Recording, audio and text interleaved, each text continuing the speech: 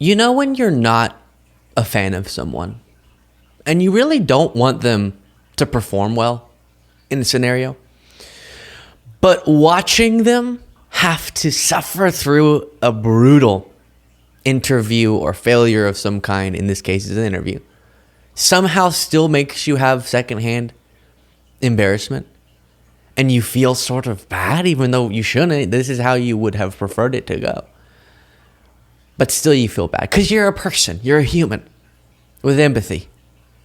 That's how I was feeling watching JD Vance's interviews over this weekend. They were really tough to watch.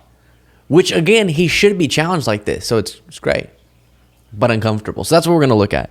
Here, he gets asked about disgusting racist attacks against his wife by someone who Trump had dinner with and has yet to really fully denounce Nick Fuentes. A brutal thing that JD Vance does not successfully respond to. How can you stand by a guy who dines with someone who has said disgusting stuff about your wife? So there's been a lot of talk about racism and whatnot. You faced some really nasty stuff. I saw this thing that Nick Fuentes, of course, he's an avowed white supremacist. He said, what kind of a man marries somebody named Usha? Clearly he doesn't value his racial identity, his heritage. I mean, this is racist garbage. Yes, it is. But this is also a guy that dined with Donald Trump at Mar-a-Lago during this campaign. Well, and Donald Trump doesn't know anything about and frankly doesn't care for. But yeah, look, my attitude to these people attacking my wife is she's beautiful, she's smart. What kind of man marries Usha? A very smart man and a very lucky man, importantly. And my view is, look, if these guys want to attack me or attack my views, my policy views, my personality, come after me. But don't attack my wife. She's out of your league. But, I mean, that... So that, if the conversation stopped there, and if the history of Trump's dinner with Nick Fuentes and lack of opposition since, if that were the answer, beautiful. Okay? Love it. But see, you're missing the key part of this. We all should be able to oppose what Nick Fuentes espouses. Garbage that comes out of his mouth. But it seems like you have a hard time, or at least your boss does, really making clear his opposition to people like Fuentes. That dinner that Trump had, and of course it was Kanye West, the guy that's praised Hitler, who arranged it all. That was back a year and a half ago, and Trump still hasn't given a full-throated denouncement of this guy who said that terrible stuff, but he said, I mean, he's a white supremacist. Look, I think President Trump has issued plenty of condemnations on this. The one thing that but not Fuentes, the one thing I like about Donald Trump, John, is that he actually will talk to anybody, but just because you talk to somebody doesn't mean you endorse their views. And look, I mean, Donald Trump spent a lot of quality time with my wife. Who hasn't had a dinner with a Nazi? What the heck? You just talk to people. Next thing you know, you're having steak with someone who... You can finish that sentence. Terrible person, says terrible things. Every time he sees her, he gives her a hug, tells her she's beautiful, and jokes around with her a little bit. I'm not at all worried about Donald Trump. I'm worried sometimes about these ridiculous attacks. But again, this is what you sign up for when you come into politics. I wish people would keep it focused on me, but whatever. They're going to say what they're going to say. My wife's tough enough to handle it, and that's a good thing. The same people levying the DEI attack against Vice President Harris, same people questioning the identity of Vice President Harris, at least a subset of those people are somehow saying Vance was the wrong pick because of his wife's identity. I understand that within movements, you're often going to have people that you find reprehensible if it's a big enough, the whole side, right? It's a big group of people. And you're going to disagree, but I would do some soul searching as to why that backlash is not coming from the left. We are opposed to your wife because she's supportive of you and Trump's vision for America. Your people within your side are opposed to her because she's non-white. Not overgeneralizing. Most, I would say, aren't. But that has been an attack that we're seeing, especially in gross parts of the online right. Then you have this. Speaking of the attacks about Kamala Harris's identity. States. Okay, one last question. Please. And I can't believe I have to ask you this, but I do, because Donald Trump has been attacking Kamala Harris's racial identity. He has not been, but ask your question. Well, he questioned her racial identity. He said a number of years ago she happened to turn black. Her father is Jamaican. Do you believe Kamala Harris is black? I believe that Kamala Harris is whatever she says she is, but I believe importantly that President Trump is right that she's a chameleon. She pretends to be one thing in front of one audience. She pretends to be something different in front of another audience. Look, Dana. What do you mean by that? Pretends to be... Oh, like, let's just say, for example, she said... Did she say that Biden might be America's Hitler and then became his VP? Oh, no, that was you, right, JD? Like that type of chameleon? Being caught in text messages saying, there's no constituency within the Republican Party for my type of more moderate Republicanism. And then changing to be more MAGA after saying, you're a never Trump guy. There's a, by the way, to pause that point, a viral TikTok sound that's just, I'm a never Trump guy. I'm a never Trump guy. I never liked him. JD Vance saying that. So that's what you had to say. And then you realize, but I can't get power if I say that in the modern Republican Party. Is that something that Harris did as a chameleon? Oh, no, that was you. That was you. What they mean, by the way, and Dana Bash will bring up that point. Let's skip forward to when she does. But what they mean, her acting different or presenting differently, the point he's trying to make is that by talking about sometimes her Indian heritage in front of people sometimes, or hanging out with Indian family members, they'll post photos of her and be, she's fake. What? But then sometimes talking about her black identity, that's not being a chameleon. That's talking about your full self, okay? And what people don't understand is it's not just, to Dana Bash's question, it's not just that Trump's questioning the identity or her presentation. Why did she talk more about this, then, that, then? Which those things have fallen apart. That was in a BJ attack, was she's presenting or emphasizing a part of her identity more now. And that by itself is crazy. He went further because he can't do anything other than doubling down when he has these violent attacks. And he posted her birth certificate, reposting something Laura Loomer posted, a white nationalist, which was her birth certificate saying, see, this proves she's not black. So now he's saying not just that she talks about one or is presenting differently or any of those sorts of attacks. It's even further than that. It's him saying, he's asserting now.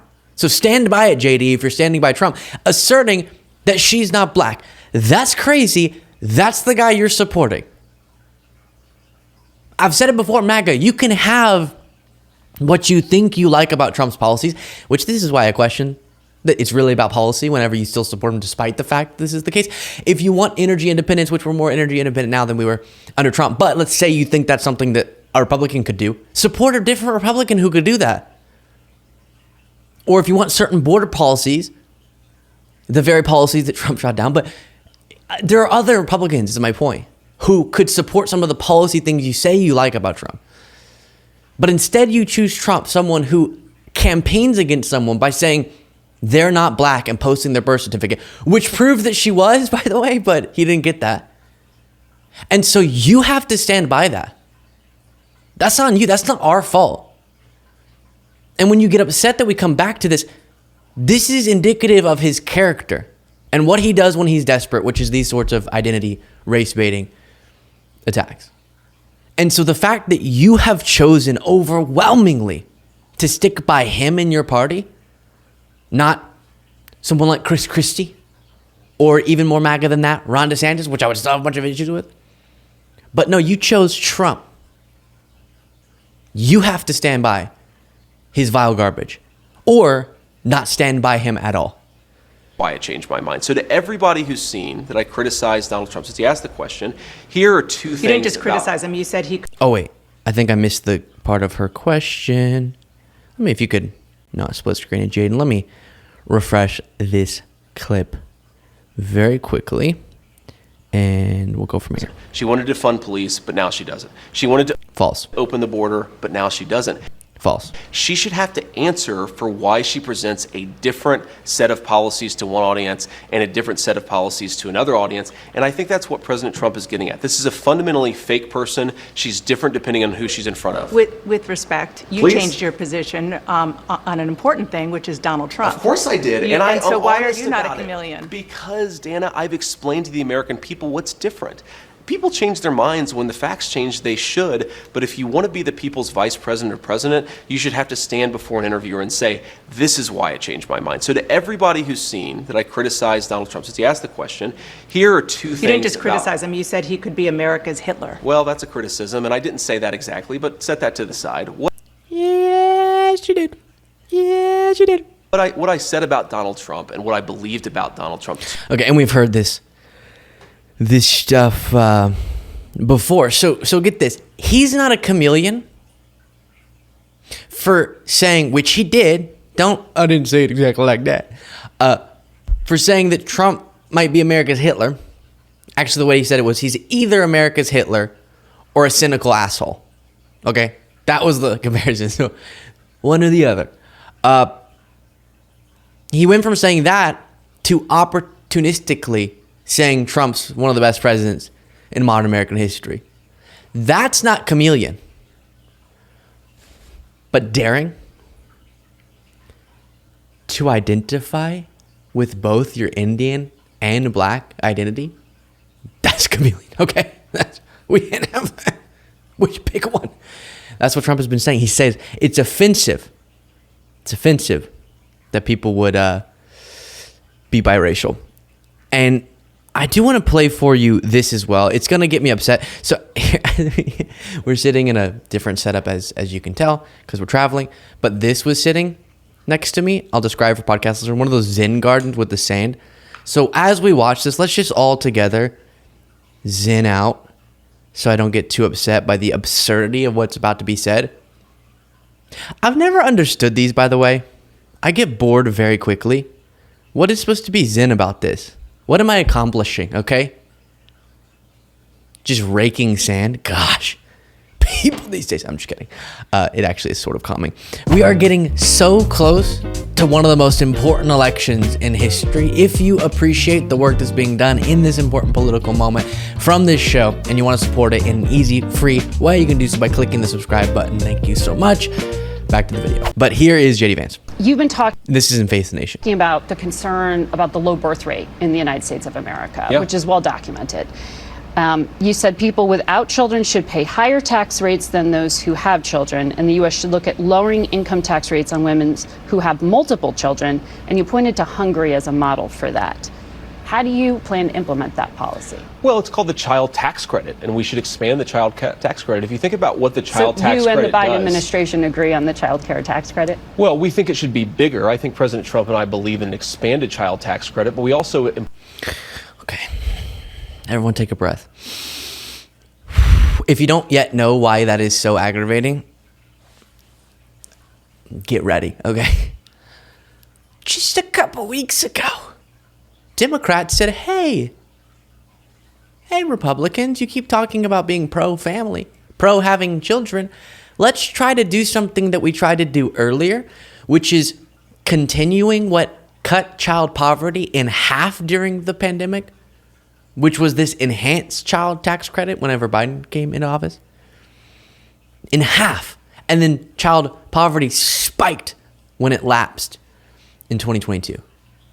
Who did that? Republicans. Republicans said, despite us posturing as pro-family, we're going to obstruct getting that extended. JD Vance, just a couple weeks ago, didn't bother to show up on the vote on this enhanced child tax credit. Democrats have been hearing all this tough talk and sort of confused. Wait, but back when we tried to extend it, you guys blocked it. So, okay, fine. Now you're really pro-family. Woo! Let's do it now. We can unite. A moment of bipartisanship, and then shot down again, with some exceptions. I think like 4 Republicans were on board, but JD Vance didn't show up for that vote. So he can go on TV and say, oh, the reason it's justified for me to demonize people who don't have children, mock the pain that some have experienced in realizing they can't.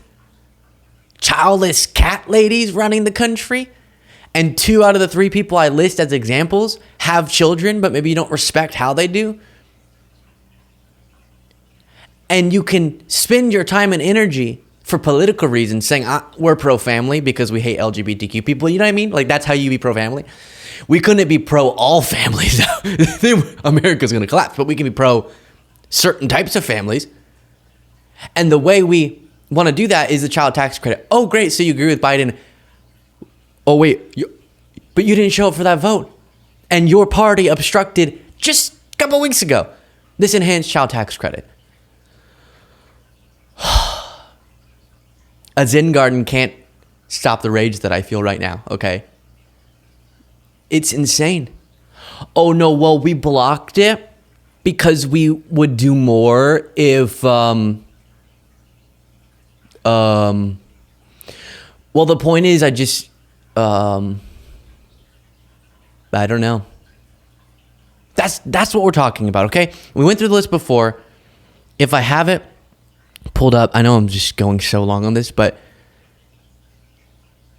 in the infrastructure bill under the Biden-Harris administration, they made child care investments, paid family leave enhancement, Affordable Care Act enhancement directed towards supporting families in Biden-Harris administration legislation. Proposed in Build Back Better, as we talked about, universal pre-K, huge benefits for the rest of children's life if you do that, affordable housing, universal paid family and medical leave. They've been attacking Minnesota Governor Tim Walz and Harris's running mate because he's communist, they say, because he dared to give paid family and medical leave to Minnesotans and dared to feed children in schools.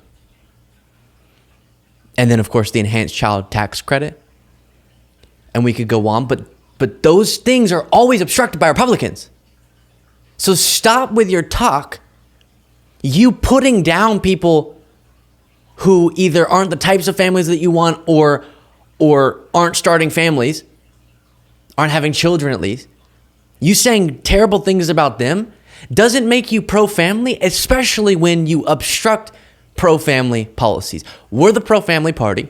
Join us if you'd like. Let's be bipartisan. I'd love it. But until then, hush up on this sort of rhetoric. Let me know what you thought of all that in the comments. If you want to get extra content daily, you can do so by clicking the join button below. And I will see you in the next video, hopefully more zenned out.